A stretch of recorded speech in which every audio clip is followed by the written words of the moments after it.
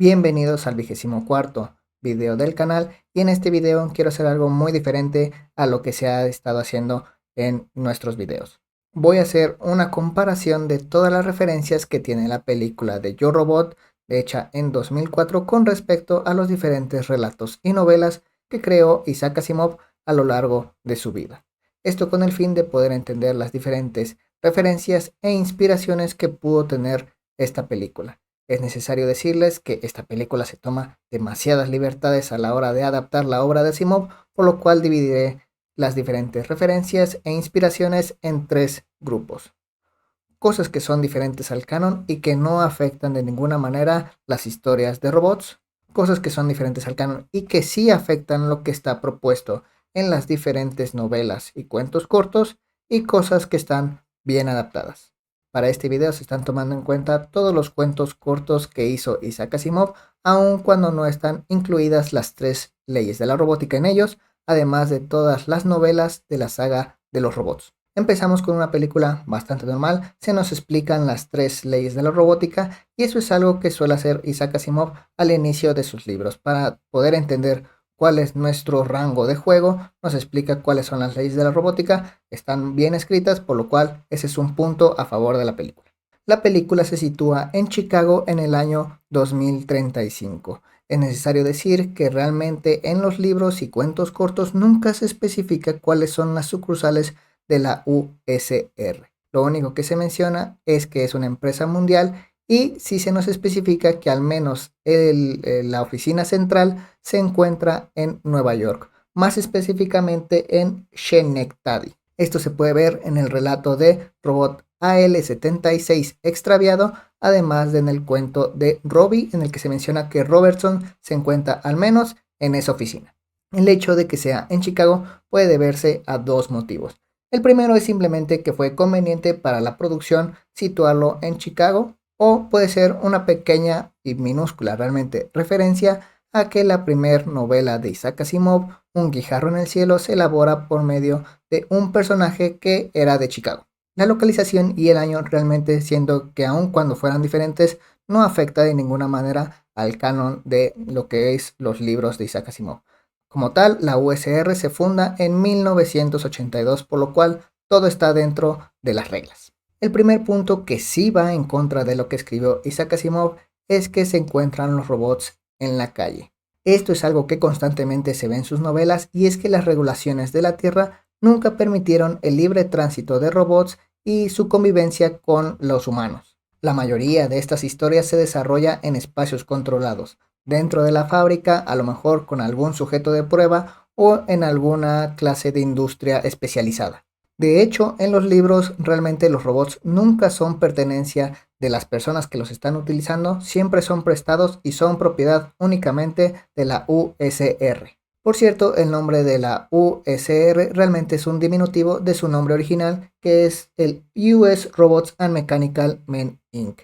Este cambio de hecho es positivo porque agiliza un poco los diálogos, no puedes andar diciendo todo el tiempo este nombre, y me parece que es un cambio acertado. Nuestro protagonista, Dale Spooner, y su departamento de policía no es algo que se encuentra dentro del canon de los libros, pero por su similitud podría mencionarse que es una adaptación del personaje de Elijah Bailey, un detective que tiene que colaborar con los robots aún en contra de su voluntad para poder resolver un asesinato. Esto se puede ver en la primera novela de la saga de los robots, Bóvedas de Acero. Otra pequeña referencia a que podría estar inspirado en Elijah Bailey es cuando Robertson le menciona que lo más seguro es que odia a los robots porque ellos reemplazaron a su padre en la fábrica. Este es un tema que sí se toca en los libros de Bóvedas de Acero, en el que los robots van poco a poco desplazando a los humanos en la Tierra y consiguiendo sus trabajos. De hecho, el padre de Elijah Bailey fue sustituido, pero no por un robot. Omitamos por un momento que realmente los robots no deberían estar en el público. El modelo que se menciona de robot es el NS5, que está reemplazando al NS4. Esta es una muy buena adaptación porque de hecho esto es algo que sucede en los libros. Los robots están identificados por unas siglas y un número dependiendo de la edición que sea. La gente suele llamarlos con un nombre que se adecue al modelo, que en este caso es NS, por lo cual sería Néstor. De hecho, los Nestor o los NS sí vienen dentro de un cuento corto que de hecho es el de Pequeño Robot Perdido, pero en este caso se menciona que es el NS2. Sigamos entonces con el personaje ahora de Robertson. Para mí este personaje me parece que es muy joven para lo que debería representar el personaje de Lawrence Robertson. Solo tomen en cuenta que la empresa se funda en 1982, que es el mismo año en el que nace Susan Calvin. Si bien en esta película no parece que tengan la misma edad, tampoco parece que la diferencia entre ellos dos sea demasiado grande. Me hubiera gustado mucho más que representaran que él es el hijo de Lawrence Robertson, Scott Robertson, el cual sí interactúa con Susan Calvin en los cuentos de Esclavo de Galeras y En Fuga, mientras que Lawrence Robertson nunca tiene una interacción en los cuentos cortos con Susan Calvin. Este realmente es un punto que solo afecta si eres como yo y le gusta mucho que estén todo dentro de las fechas, al menos dentro de la lógica que indica que ellos nunca se conocieron, por lo cual dependerá de ustedes si este es un punto a favor o no. Se menciona que Lanning es el creador de las tres leyes, si bien es algo lógico pensar en esto, porque Lanning fue de las grandes mentes que ayudó a Robertson a fundar lo que ahora es la USR. Realmente en los libros nunca se menciona que él fuera el creador de las leyes de los robots. Lo único que se menciona es que él fue el primero en presentar un robot móvil con voz. Esto se menciona en el prólogo de la novela de Yo Robot, pero realmente como tal, de eso a anunciar que él fue el creador de las tres leyes de la robótica, me parece un paso demasiado lejano. Susan Calvin es sin duda uno de los personajes que más va cambiando a lo largo de la película. Me parece que la primera mitad de la película representa bastante bien lo que es el personaje y ya después se va un poco desvariando. Ella debería representar una mujer de gran inteligencia, muy fría, muy calculadora, con un gran aprecio a los robots por sobre los humanos. De hecho, les voy a comentar tres diálogos que se cuentan dentro de infinidad de diálogos que tienen sobre Susan Calvin en las historias cortas que representan mejor lo que es el personaje. En Esclavo de Galeras, un personaje le comenta a Susan Calvin: usted no comprende las motivaciones humanas, solo entiende sus malditas máquinas porque es usted misma una máquina, aunque con piel. En la historia corta de Evidencia, ella menciona que la diferencia entre un hombre y un robot es que los robots son en esencia decentes. Y además en el cuento de Para que de él tengas memoria, o también llamado ¿Qué es el hombre?, se menciona lo siguiente: ahora estaba solo, con la única compañía del fantasma de Susan Calvin, la brillante roboticista que prácticamente sin ayuda había desarrollado el robot del cerebro positrónico desde el juguete gigantesco que era hasta convertirlo en el más delicado y versátil instrumento del hombre. Tan delicado y versátil que el hombre no se atrevía a usarlo, lleno de envidia y temor. En esta película me parece que se minimiza demasiado el personaje de Susan Calvin. Me parece que lo toman como si fuera una robopsicóloga más del montón. Se menciona que su función es crear a los robots o que parezcan más humanos, cuando realmente ella analizaba y elaboraba diferentes cerebros positrónicos y los ponía a prueba para ver las diferentes limitantes que podían tener, las diferentes posibilidades. Este es uno de los peores puntos de la película y es algo que entre más lo veo, como que más me enojo. La inteligencia artificial Vicky realmente no está dentro del canon, no es uno de los cerebros positrónicos que se elabora, pero yo creo que puede tener su inspiración en tres diferentes fuentes. La primera de ellas es Multivac, que básicamente es una supercomputadora que tiene como destino el mejoramiento de las condiciones humanas. Se presenta en diferentes cuentos de Isaac Asimov, pero realmente como tal no es un cerebro positrónico, ella no se rige por las tres leyes. El segundo podría ser Cerebro, que en este caso, vaga la redundancia, es un cerebro positrónico que ayuda a la USR al diferente diseño de los cerebros positrónicos de robots menos complejos. Este cerebro positrónico se puede ver en el relato de Fuga. Y el tercero podría ser el cerebro positrónico que se puede ver en el cuento de El hombre bicentenario. Este cerebro está destinado a controlar diferentes robots, al menos en el futuro del hombre bicentenario. Los robots individualmente ya no van a tener cerebro propio, cerebro positrónico propio, y van a ser controlados todos mediante un solo cerebro principal. Este cerebro fue diseñado debido a que Andrew, el hombre bicentenario, empezó a tener un pensamiento creativo que realmente no le ayudaba a la USR. Ahora vamos a hablar un poco del robot Sonic, que realmente es muy interesante, obviamente por ser uno de los protagonistas de la historia, pero vamos a analizar un poco su nombre. Sonic podría venir de dos elementos principales. El primero es que sea debido a que es tan completamente diferente a lo que son los NS5, y si los NS5 representan a los Nestor, volteando NS sería SN, lo cual podría ser Sonic. Esta es una de las diferentes interpretaciones que podría tener ese nombre. La segunda puede ser una derivación de la palabra son, en inglés significa hijo, lo cual es bastante adecuado porque llama padre a Alfred Lanning. Estas dos interpretaciones son realmente suponiendo que no fuera simplemente por una cuestión estética. Ahora vamos a analizar un poco de las escenas de la película. La primera escena que se podría analizar es en el momento en el que Sony se va a reparar a una fábrica y se camuflajea entre otros modelos iguales a él. Esta es una referencia al relato corto de Pequeño Robot Perdido, en el que a un robot dentro de una instalación le dicen piérdete y él se camuflajea entre diferentes robots de su mismo modelo. En la película se menciona que para poder analizarlos y averiguar quién es el impostor, se tiene que hacer un interrogatorio, básicamente sería de 1000 robots o 1001 en este caso, y que tardaría 3 semanas. En el cuento corto son 62 robots, 63 con el robot adicional, y sí realizan este cuestionamiento y realmente no llegan a ningún lado. En la película se menciona que Sony es un robot que puede o no obedecer las 3 leyes de la robótica. ¿Es esto posible? En teoría, sí. En Bóvedas de Acero se menciona que todos los robots positrónicos son asenianos, lo cual es una palabra inventada por Isaac Asimov para explicar que son cerebros positrónicos que intrínsecamente están fabricados para obedecer las 3 leyes de la robótica. Se menciona de igual manera que en caso de querer realizar un cerebro positrónico no aseniano, se requeriría mínimo para el diseño del cerebro 50 años de investigación. En la película se menciona que Lanning y Robertson se conocen únicamente de 20 años, por lo cual, si bien los tiempos no dan para poder realizar un cerebro no aseniano, pues realmente no considerando estas fechas, no afecta realmente el funcionamiento. Sí es posible crear un robot que no obedezca las leyes de la robótica. En Pequeño Robot Perdido se menciona que un cerebro positrónico aseniano al que se le remueve o se le reinterpreta una ley de la robótica sin una ingeniería detrás, realmente se vuelve inestable. Sony es capaz de soñar y de sentir, además de guardar secretos.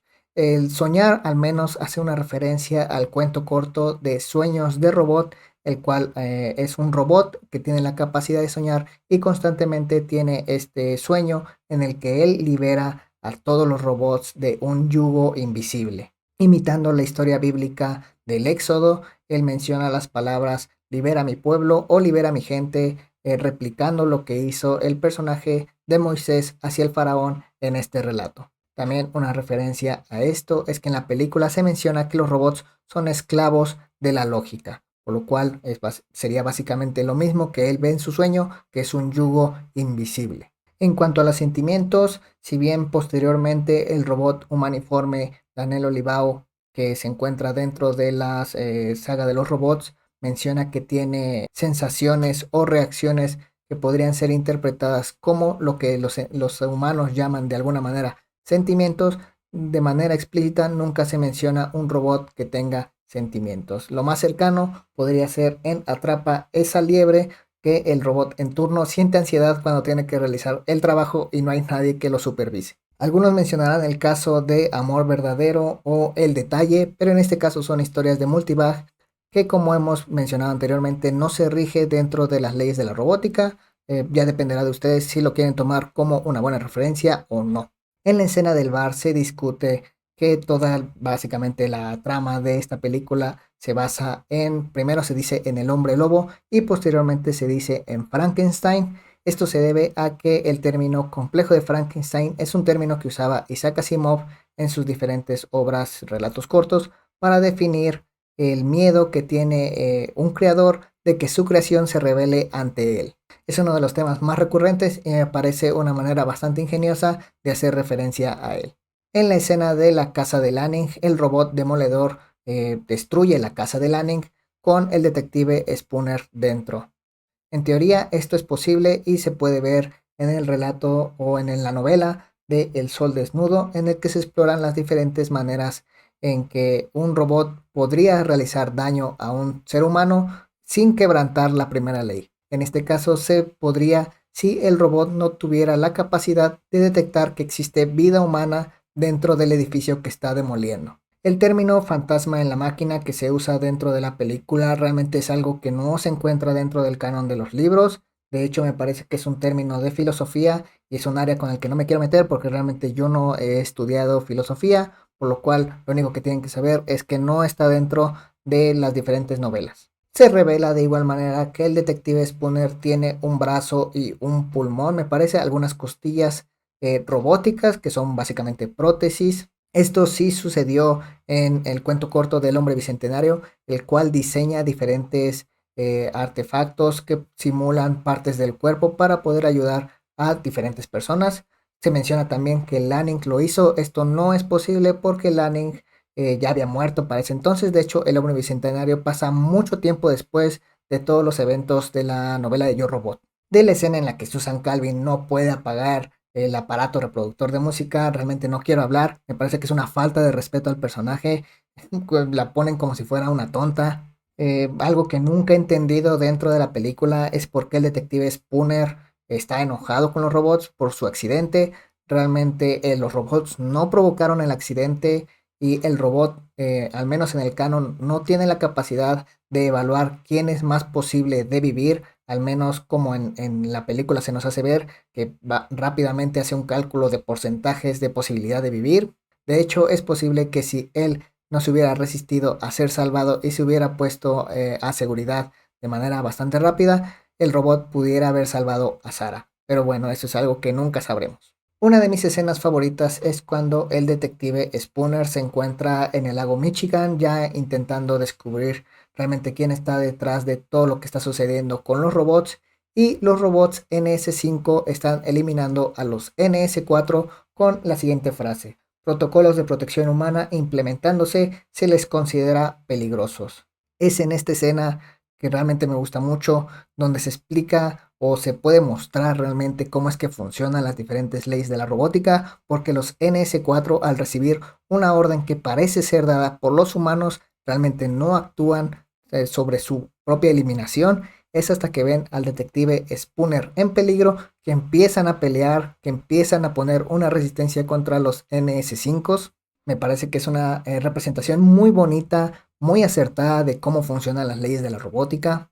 Y ahora sí, la revelación de que Vicky es la mente maestra detrás de todo lo que está pasando con los robots. Ella se justifica diciendo que es un reentendimiento de las 3 leyes de la robótica. Pero ¿es esto acaso posible? ¿Es esto algo que se mencionó dentro de los libros? En el relato de El conflicto evitable se menciona que los robots empiezan a considerar que la ayuda que ellos proveen hacia los humanos es muy valiosa, por lo cual cualquier ataque hacia los robots sería por tanto un ataque hacia la humanidad, y eso provocaría que volvieran, digamos, a un estado de barbarie. Ellos empiezan a reubicar diferentes personas que son anti-robots en puestos en donde no pueden realmente tener una injerencia sobre las políticas de los robots. De esta manera, digamos que los robots siguen contribuyendo y siguen haciendo un progreso hacia la humanidad. La doctora Calvin menciona que esto es una reinterpretación de la primera ley en el que ponen a la humanidad por encima de cualquier cosa. Por lo cual, en este relato, las máquinas, sin ningún daño físico al hombre, preservaron su estancia en la Tierra para poder seguir ayudando. Posteriormente, en el relato de Para que de él tengas memoria, se menciona que las propias máquinas decidieron renunciar una vez que vieron que la humanidad era autosuficiente. Y se menciona lo siguiente: la mera continuación de su existencia, pues su razonamiento, habría hecho de ellas una especie de muletas para la humanidad, y considerando que ello sería perjudicial para los seres humanos, se condenaron a la extinción según los dictados de la primera ley. Por lo cual realmente el control de la humanidad nunca fue la reinterpretación de la primera ley. Esta idea se retoma en la novela de Robots e Imperio, donde el robot humanoide Daniel Olivau empieza a elaborar una nueva ley a partir de algo que le dijo Elijah Baley. Elijah le comenta que los humanos realmente son simplemente parte de algo mucho más grande, que en este caso es la humanidad, por lo cual Daniel empieza a elaborar una nueva ley en el que la humanidad toma un papel mucho más importante que el hombre individual. A esta nueva ley se le llama Ley Cero o Ley Zerot, dependiendo de la traducción. Ley Zerot es en el idioma original. Zerot es un término que es utilizado para explicar que algo va antes de lo primero. En este caso, obviamente sería el cero. Ahora hay que tomar en cuenta que Daniel Olivao es un robot especial. De hecho, es un robot humaniforme. Y en las novelas se nos menciona que estos robots tienen un cerebro diferente que no es común a los demás cerebros positrónicos. En este caso, Vicky nunca se nos menciona que fuera un cerebro diferente a todos los demás. Si bien sí se menciona que fue el primero de Lanning, no se nos hace algún hincapié en que es diferente a todos los demás. De hecho, lo eliminan de la misma manera que eliminan a los demás cerebros. Además de tomar el factor de que el mismo Daniel menciona que Elijah Baley estimulaba su cerebro con las diferentes ideas que tenía sobre la humanidad. A partir de esta idea de la ley Zerot, Daniel empieza a convencer a otro robot, Kriskar Ravenclaw, de que la ley cero debería de ser universal, y empiezan a generar ciertas condiciones para que la humanidad progrese fuera del planeta Tierra. Como podemos ver, todas estas aplicaciones de la ley cero, la ley Zerot, son positivas, pero ¿acaso sería posible dañar a un ser humano por el beneficio de la humanidad? En diferentes historias se menciona lo que le pasaría a un robot si por cualquier motivo quebrara la primera ley y dañara a un ser humano de alguna manera. En Pequeño Robot Perdido, el robot ataca a Susan Calvin, pero en esta historia, como mencioné anteriormente, estos robots son robots modificados a los que le quitaron una parte de la primera ley y son inestables. R. Daniel Olivao menciona en diferentes relatos que el daño hacia un ser humano le produce malestar en sus circuitos, diciendo que debe ser parecido a lo que los humanos llaman dolor. En El Sol Desnudo, un robot que vio el asesinato de un hombre sin poder realizar ninguna acción queda completamente descompuesto, y posteriormente otro robot que se ve inmiscuido también en un intento de asesinato también queda descompuesto al ver la posibilidad de que él pudo ser el provocante de que esta situación se presentara. En Embustero se menciona que existe un robot capaz de leer la mente de las personas, y por lo tanto él considera que el daño psicológico es un daño, por tanto, también dentro de la primera ley, y entonces les empieza a mentir. La gente acorrala a este robot y debido a que no puede mentir y tiene que decir la verdad y por lo tanto causar un daño, también se ve descompuesto. En Robots e Imperio se menciona que un robot humaniforme puede dañar a un humano, pero simplemente porque dentro de su programación le indicaron ciertas condiciones para que algo fuera considerado humano. Incluso Griscar, que tiene la capacidad de manejar los diferentes campos eléctricos del cerebro de las personas, únicamente los deja en coma o los duerme sin hacerles ningún daño, y es únicamente cuando él realiza una acción que él a futuro considera que es ambiguo si es algo beneficioso o no para la humanidad, que se descompone irremediablemente. Por lo cual, si vemos realmente la situación, ningún robot, al menos en las historias escritas, daña a un ser humano sin ver alguna consecuencia en él, y normalmente no pueden hacerlo si las leyes de la robótica se encuentran bien establecidas, ni siquiera por la ley cero. La idea del robot malo o rencoroso sí se puede ver dentro de relatos, por ejemplo, Sally, aunque realmente en Sally el robot no tenía las tres leyes, Algún día para que de él tengas memoria, o en Navidades sin Rodney, pero en ninguna de estas historias se explica que sea por el motivo de la humanidad. Por la ley cero, más bien parece ser como este guiño de Isaac Asimov de que los robots pueden guardar rencor y aun cuando no puedan expresarlo de manera física, lo van guardando. Por lo cual mi principal problema con Vicky es que realmente todos los robots que ella maneja matan, empujan, lastiman a diferentes humanos sin realmente una consecuencia hacia ellos mismos. Nunca queda claro realmente si Vicky tomaba control sobre esos robots, pero ella siendo, digamos, el cerebro positrónico principal y deshabilitando su cerebro positrónico de ellos, o si es otra situación. Realmente el problema con esto es que la conexión a internet no existía cuando se escribieron estas novelas, entonces nunca fue explorado. Al final la eliminan de una manera bastante complicada. Realmente los nanobots no están dentro del canon de los diferentes cuentos. De hecho, todos los robots que eliminan los eliminan a balazos.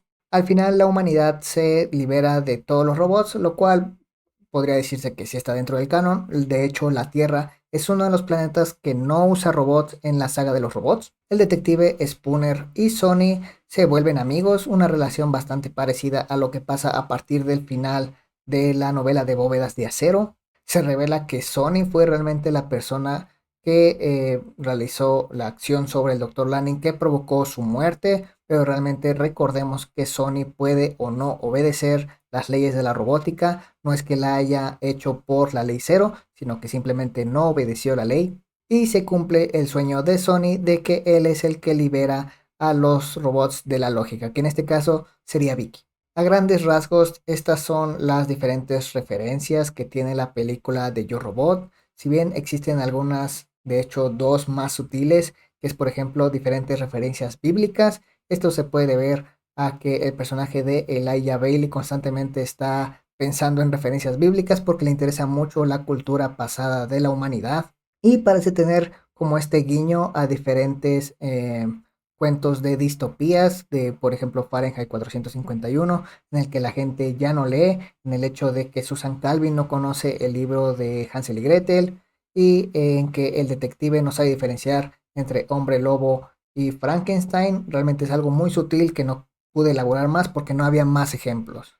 Con este video no quiero que dejen de disfrutar la película, simplemente quiero que conozcan algunas de las referencias, también que se adentren un poco más dentro del canon de Isaac Asimov, el cual es mi escritor favorito y quise compartírselos para que ustedes también lo puedan apreciar.